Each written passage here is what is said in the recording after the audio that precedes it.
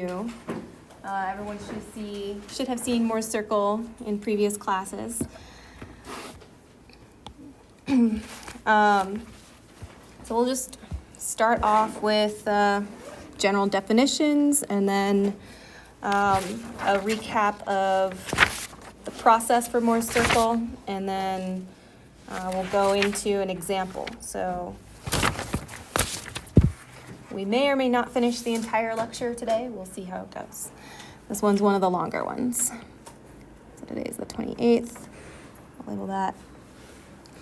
All right, so as you know, Moore's circle is a graphical representation or display of the changes of stress or strain at a point, or I should say the stress components at a point, when the coordinates of that point are rotated, right? So it allows us to identify the orientation of material that has the most severe stress in the normal direction, and then the orientation that has the greatest shear stress.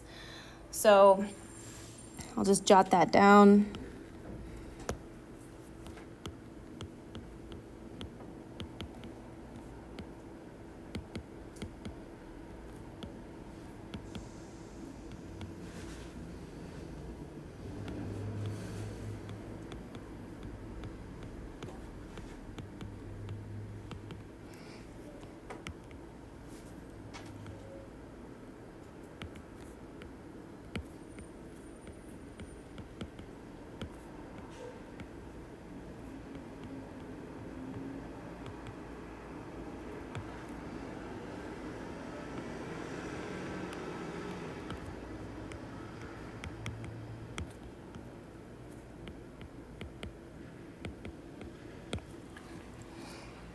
And we have transformation equations that define the circle, right? So they'll be recognized as circle equations. For example, the transformation equations for stress, or this is one of them, right? We looked at this last week. So x1 is the oriented, or the rotated axis.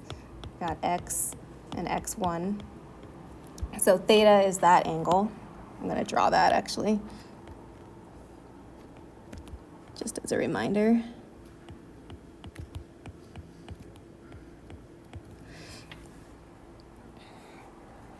All right, so if we take this transformation equation and then substitute identities,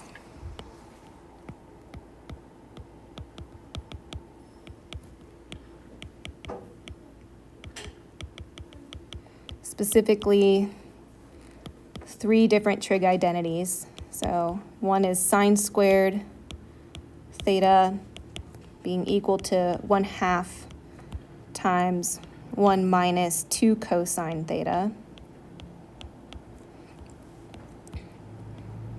Second identity is cosine squared theta being equal to 1/2 of 1 plus cosine 2 theta. And then the third identity is 2 sine theta cosine theta being equal to sine of 2 theta. All right, so this substitution of identities is what Otto Moore did, the namesake of Moore's circle. So doing that, we obtain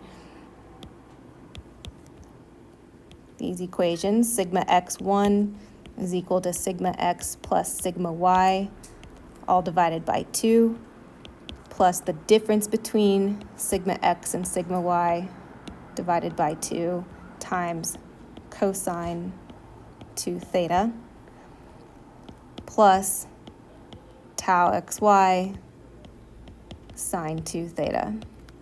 And then similarly, sigma y1 is equal to the average of the 2 normal stresses minus the difference between the 2 normal stresses divided by 2 times cosine 2 theta. plus tau xy sine 2 theta. So these you may recognize then as the circle equations.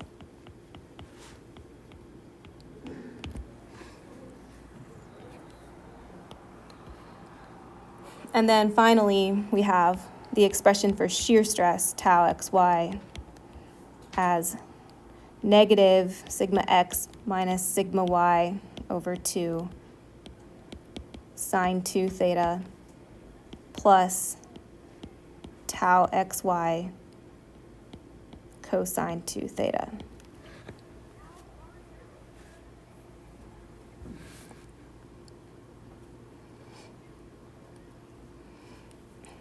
So this allows us, if we know our normal stresses as defined in the xy plane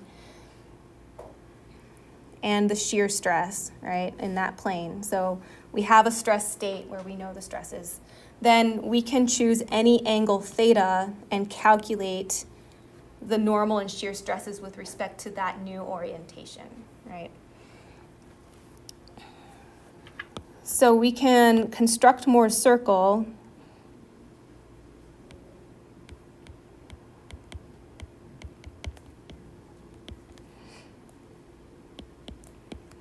in any plane that passes through a solid.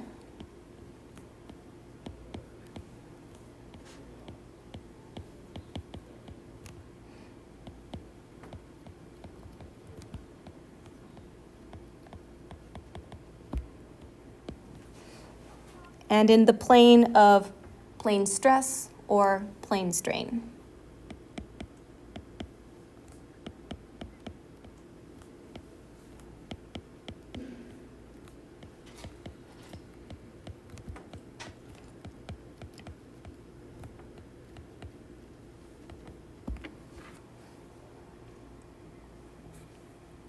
And the point is to obtain stresses at any angle in a plane, principal stresses in a plane, or maximum shear stresses in a plane.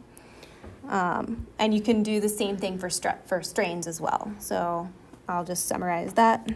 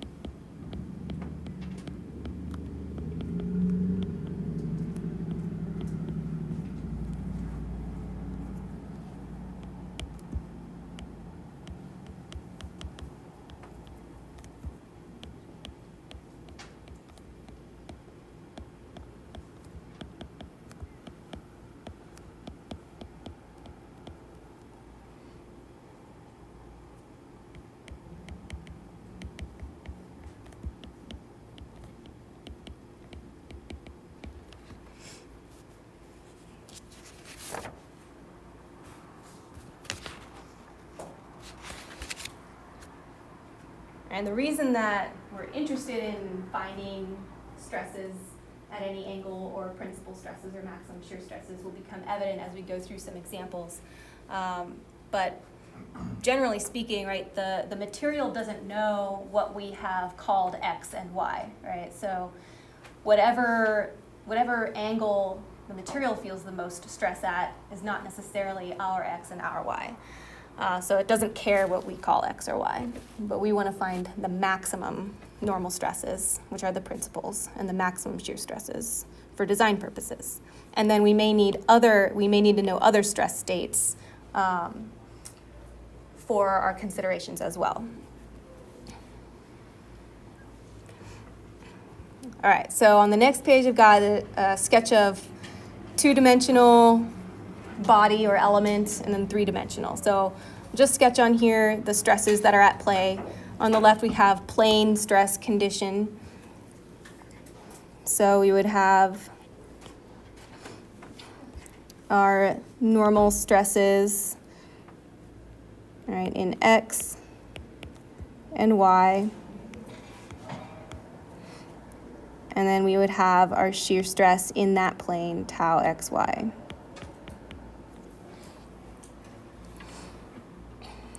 So here, the shear stress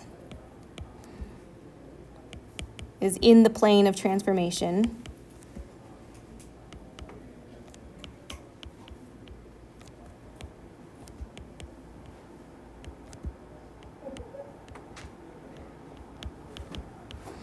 And the principal stresses are also in the plane of transformation.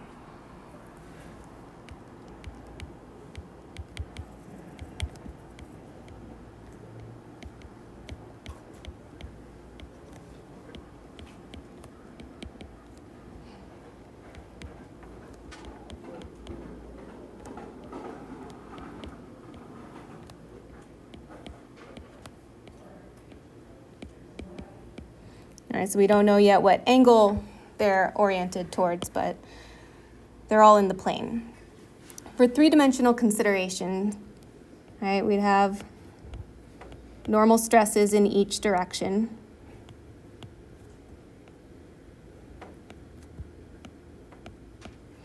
We would have shear stresses in each direction. I'll sketch those with a different color.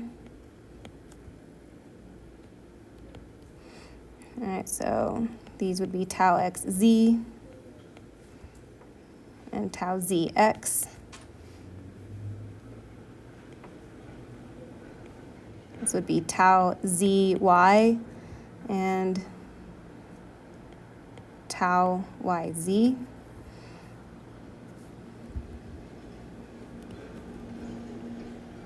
And then this would be tau xy and tau yx. So technically, the first subscript is the face that's normal to the axis.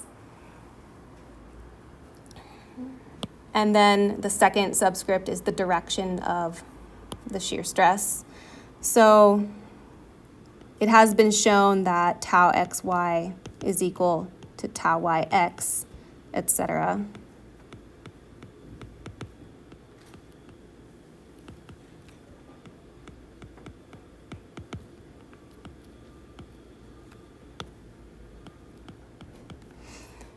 So this boils down to 6 unknown stresses.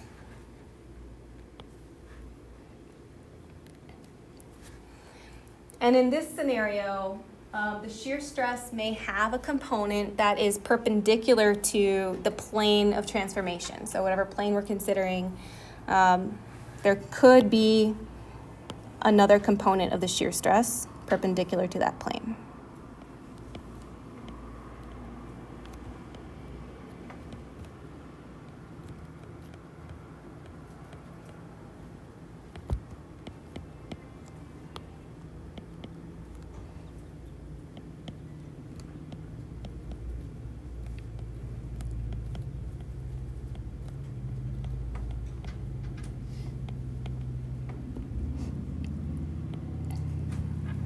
And the principal stresses are not necessarily in the plane.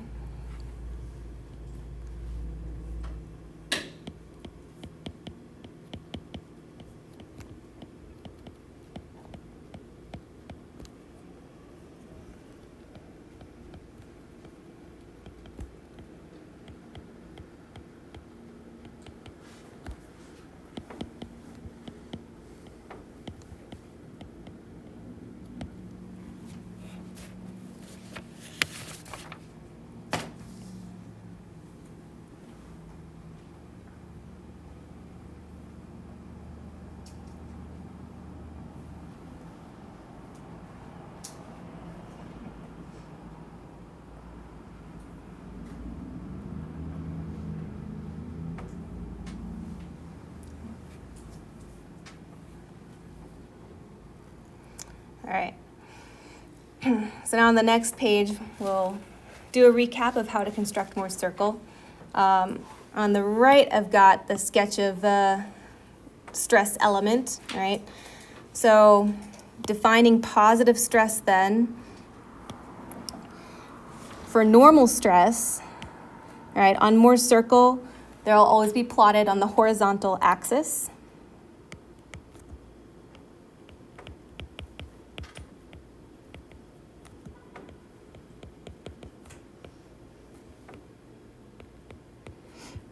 So it doesn't matter if it's sigma x or sigma y, it's represented on the horizontal axis of Moore's circle. The shear stresses are plotted on the vertical axis. And there are a few different methods or approaches to Moore's circle. My preferred one is to plot the shear stress with the positive values below the horizontal axis, so positive downward.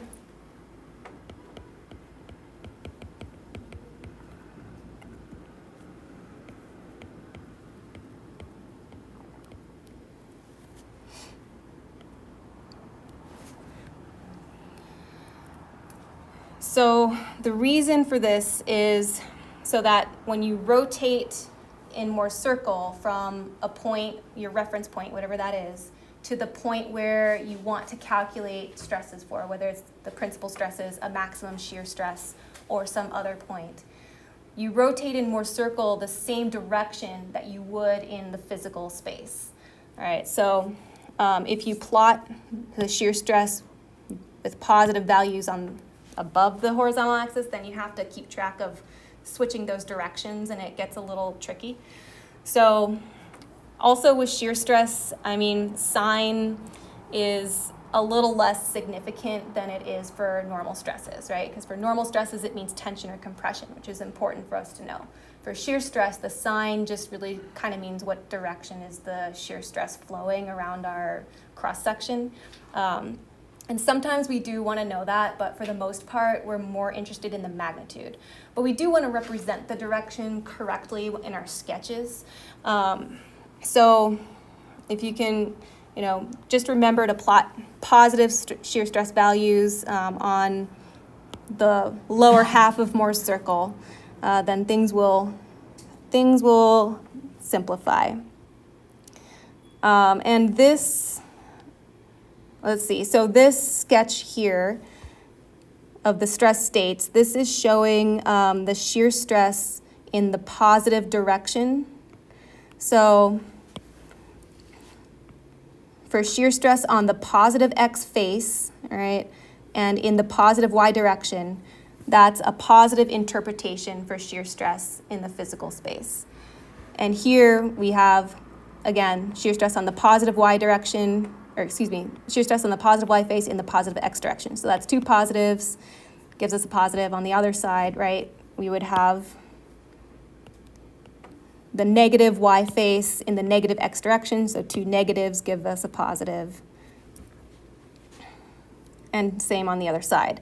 So if that's reversed, right, your negative shear stress would be down on the right face of an element. So that's a negative direction in the positive face. So I'll just note shear stress on the positive face and in the positive direction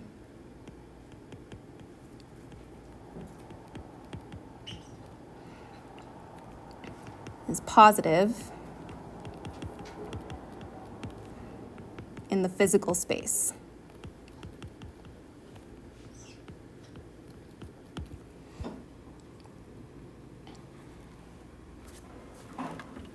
And I'll note here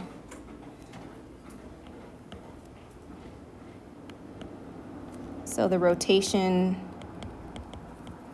in Moore's circle is the same direction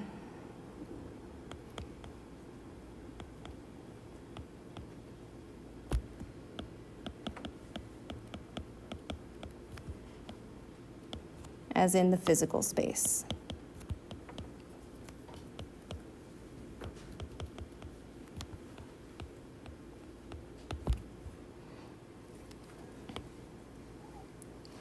All right, so a couple examples of practical applications would be cracks in concrete, right? They occur at a specific angle, and that tells us some important information about what caused those cracks to occur. Or if you have a pressure vessel with loading other than internal pressure, right, that can give us some clues if we see cracks in there, where that came from, or just in general, there's a lot going on with that situation. So we want to know, where the most severe stress state will occur. All right, questions so far? All right. So steps, summarize that. First, you want to choose a reference point. By that I mean a face of your stress element to use as a reference point, and then plot the stresses on that face as your first point on Moore's circle.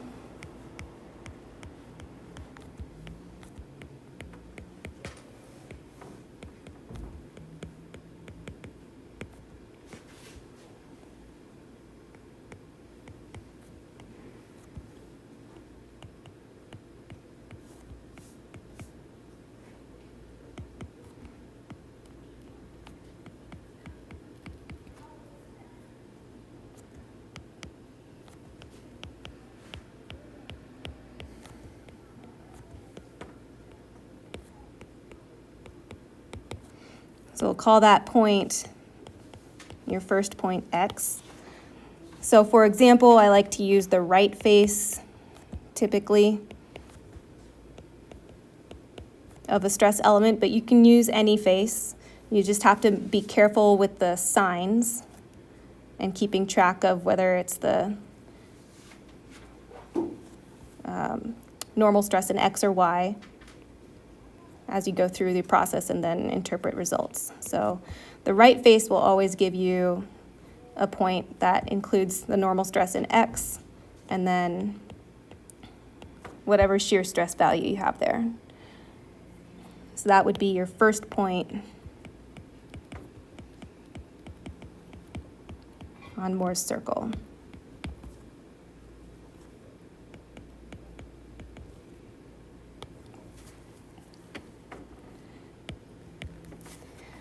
Then you want to calculate the center of the circle and plot that location.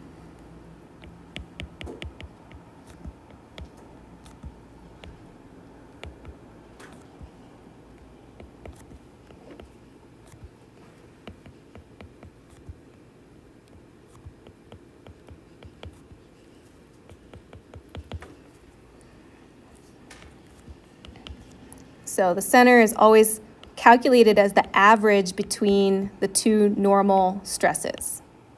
Right? It doesn't matter if those normal stresses are principal stresses or not. It's always going to be the average of the two, sigma x and sigma y.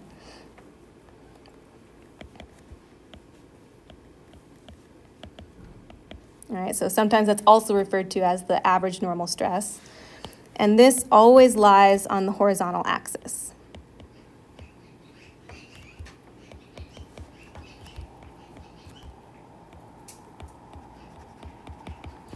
All right, in other words, the shear stress is equal to 0 at the center of the circle.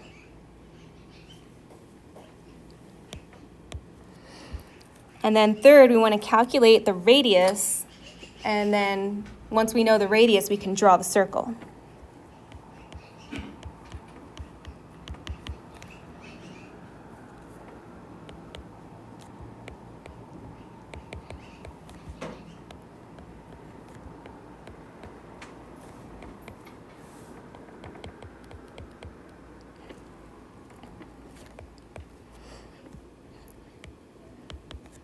So equation for the radius is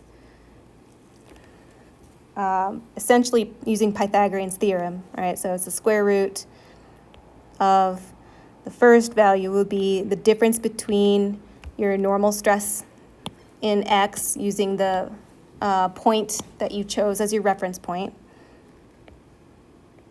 minus the center of the circle, and then the second term would be the square of the shear stress. And so if you chose that right face as your reference point, then the face that has sigma y on it, the top face, would be opposite on Moore's circle, right? It would be directly across. So just note that on here. So the point sigma y negative tau xy is opposite.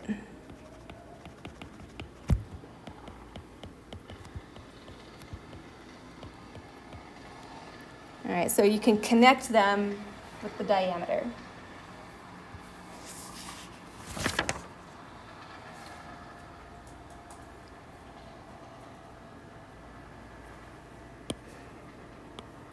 So I just want to highlight that the sigma x in this equation is because we use sigma x as our reference point. That's the 180 degrees on Moore's circles and the 90 degrees in physical space. Yep, absolutely. Yeah, so that's what we're going to get to on the next page, is mapping, making that connection there.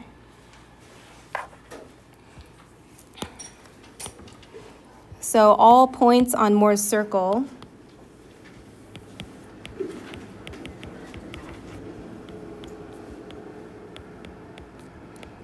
will represent different stress states at different angles in the xy plane.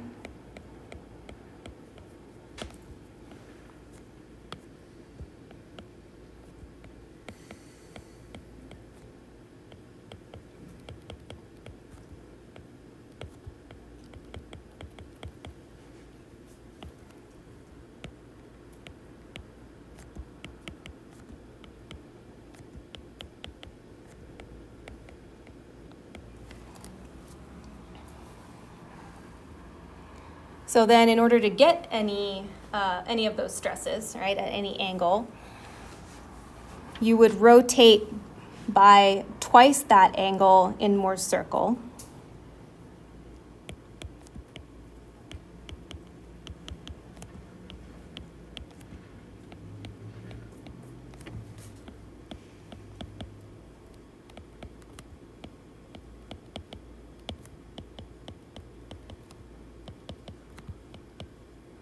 In the same direction.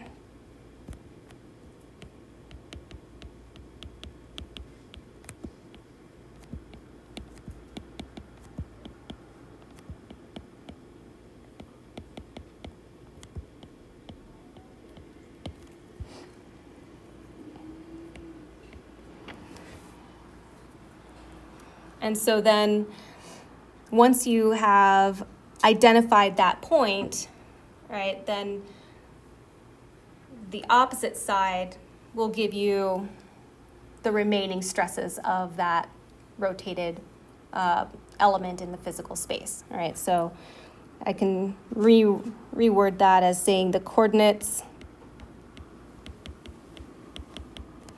of the rotated diameter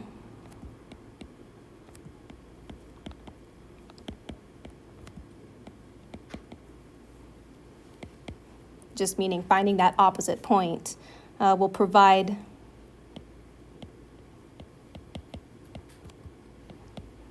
the complete set of stresses, including the original point that you found after rotating.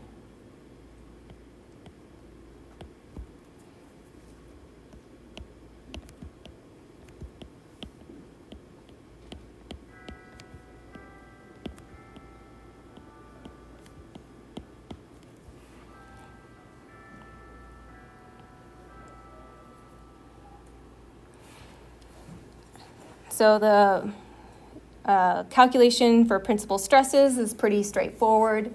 It's just a radius in each direction from the center. And these principal stresses will always lie on the horizontal axis.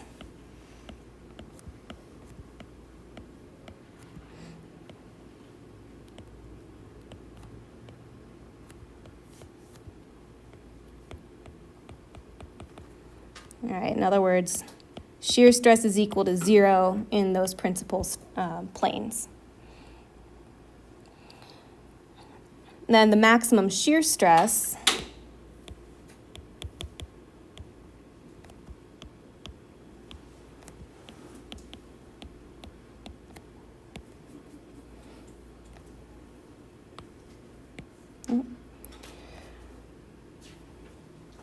maximum shear stress state will always be 90 degrees from the principal state in Moore's circle, right?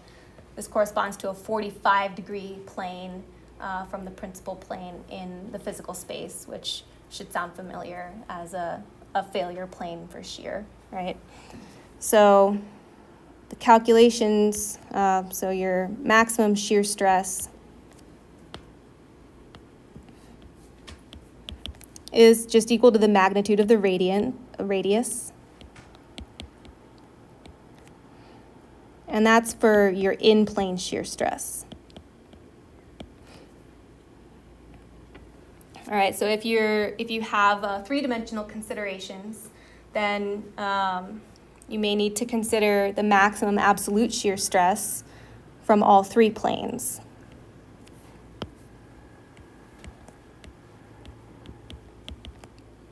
So that would be either the radius or, let's see, the difference between the largest and smallest. That's not even the best way to say it. The difference between the two extreme principal stresses, right? Because depending on where they fall, they could all be positive, they could all be negative, or there could be a mix. So the two extremes, find those, take the difference between them, and I don't mean the difference in magnitude, but the absolute difference. Divide that by 2.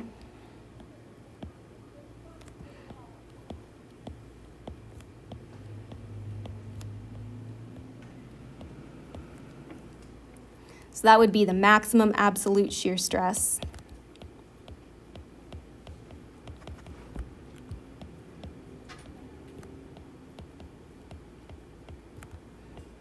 Of all three planes.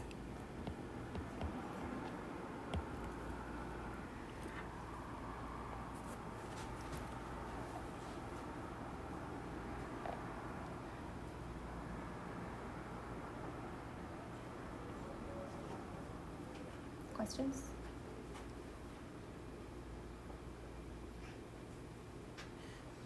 This isn't an absolute value. So No. if we have like sigma P3 is like 3, but sigma P1 is like negative 100, we'd still do it in this order. Positive is the higher one, minus the lower one. Not necessarily, because they could all be negative, right? So none of them necessarily have to be positive.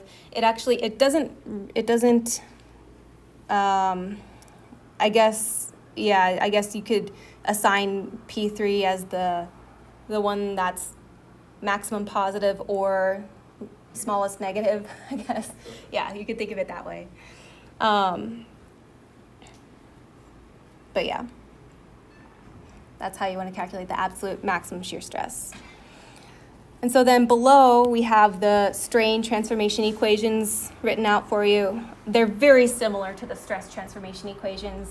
The main difference you'll note is that the shear stress and the shear strains, those terms have a 1/2 in front of them wherever they occur, all right?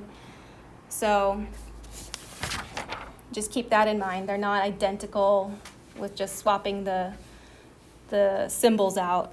You do have that extra 1/2 that's thrown in there too. All right, so now we'll do an example.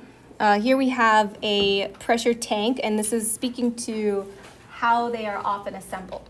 So it says sometimes they're formed by wrapping a metal sheet around a drum and then welding the seams. So this example is going to look at what is the optimum angle for that seam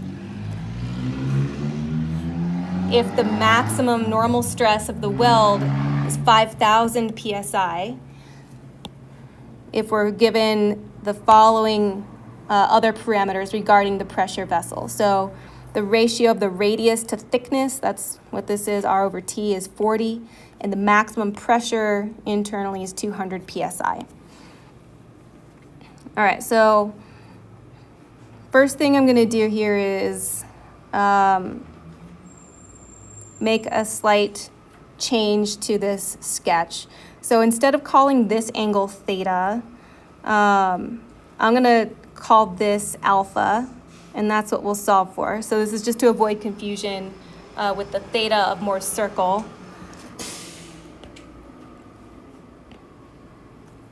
So I'm going to say, we're going to call that alpha, and we'll say that alpha, let's see, yeah, alpha would be equal to 90 minus theta. So then that means theta would be this angle here. So this is to facilitate using that right face of our stress element, right? Because if we consider a stress element being right here, originally oriented vertically, and then we would want to know how much to rotate it so it's like that, right? So I'll sketch this.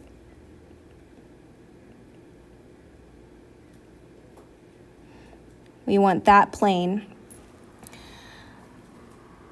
So this is the angle that we would use with our Moore's circle calculations when we get to that point of theta. And so I'm just going to rename this guy as alpha.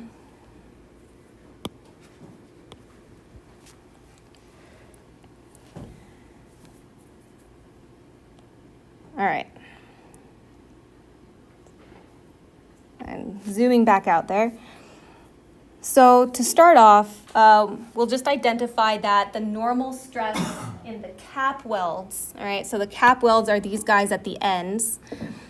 The normal stresses in those welds would be equal to sigma x, right, because those welds are perpendicular to that sigma x normal stress.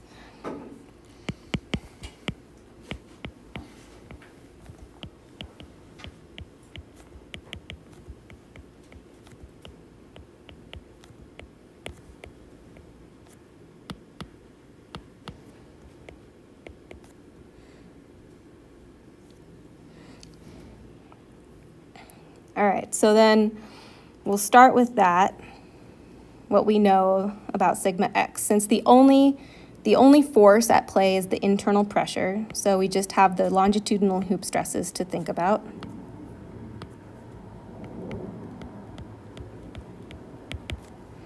So we have sigma x is equal to PR over 2T. We're given 200 PSI for P, and then R over T is 40. So we just have 200 times 40 over 2 gives us 4,000 PSI.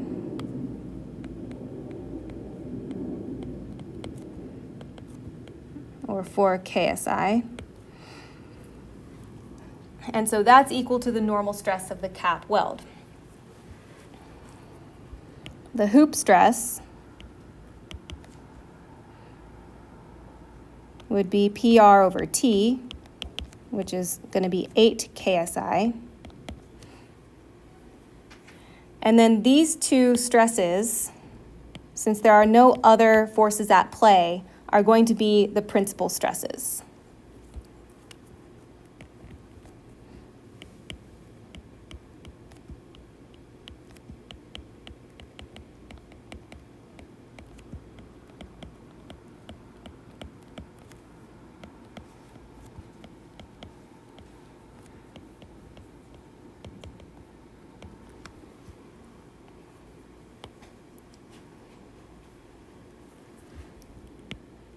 All right, so now we'll start constructing Moore's circle.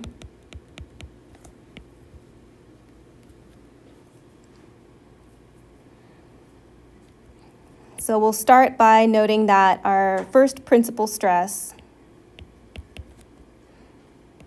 is 8 KSI, and our second principal stress is 4 KSI.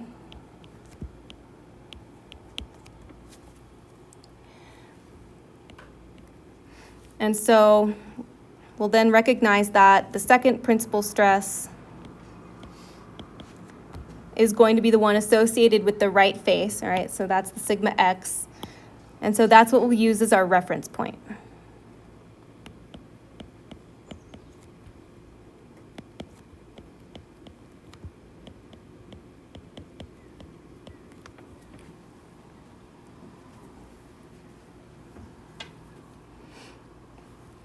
All right, so then before we start plotting, I'm going to go ahead and calculate the center of the circle.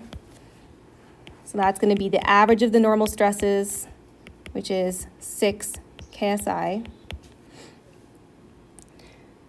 And the way I like to draw these is just by first drawing the horizontal axis, and then I'll go ahead and just draw the circle. It just makes it easier to work that way. And then I'll label the points. That's not what I want to do. All right.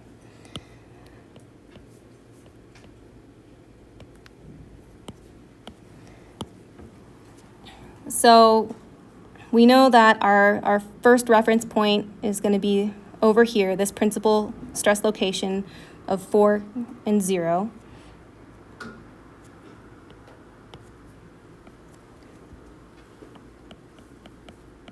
All right, so that's our x.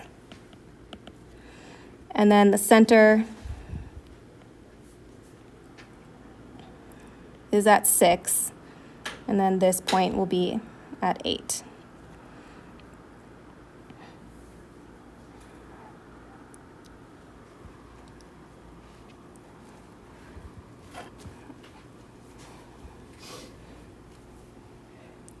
All right, so this one, it was kind of an easier one to draw just because our reference point happened to be a principal stress, but usually you have to calculate the radius and stuff before you complete the circle like I just did. So the radius, following that formula,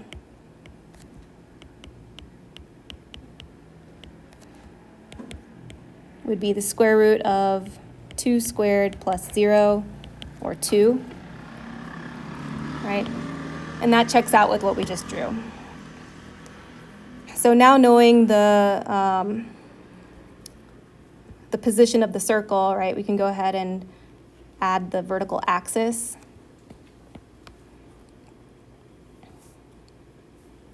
So that's the positive direction for shear stress.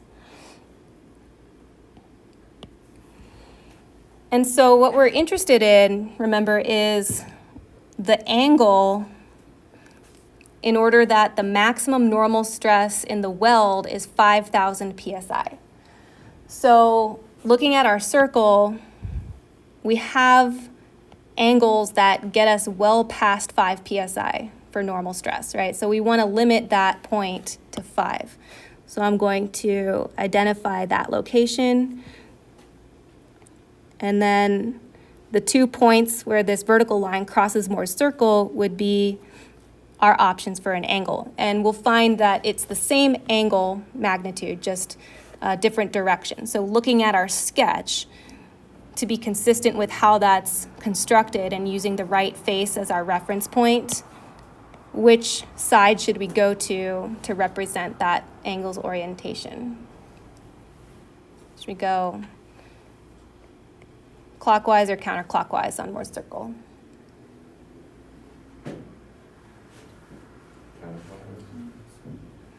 Correct, counterclockwise to get to the orientation of that weld. So we want to know what this angle is, and on Moore's circle, it's going to be 2 theta, right?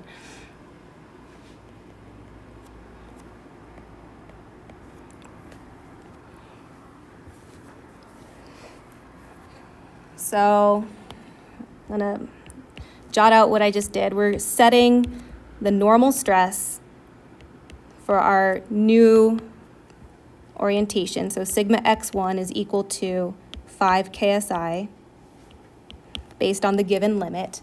And then we'll just use geometry to find the shear stress.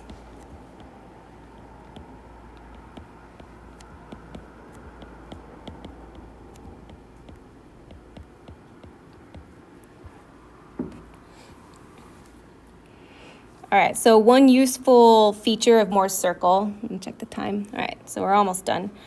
So one useful feature that for Moore's circle is to find the distance or the difference horizontally between the point that you're interested in and the center of the circle.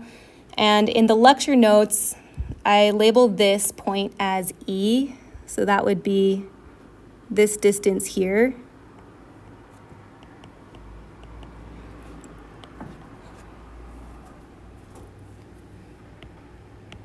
So E is equal to the center minus sigma x1, which in this case is equal to 1. And since the radius is equal to 2, all right, what we're looking at is, that's not what I meant to do. What we're looking at is this triangle here, all right, to find the shear stress at that location. So using Pythagorean's theorem, the radius squared is equal to 1 squared plus tau x1 y1 squared. And since we know the radius, we can solve for the shear stress as being plus or minus 1.73 KSI from the equation, right? Looking at our diagram, we know that our position corresponds to a positive shear stress. And then getting to the angle, 2 theta is equal to the inverse tangent of 1.73 over 1, which is 60 degrees. So that means theta is equal to 30 degrees, which means alpha is equal to 60 degrees.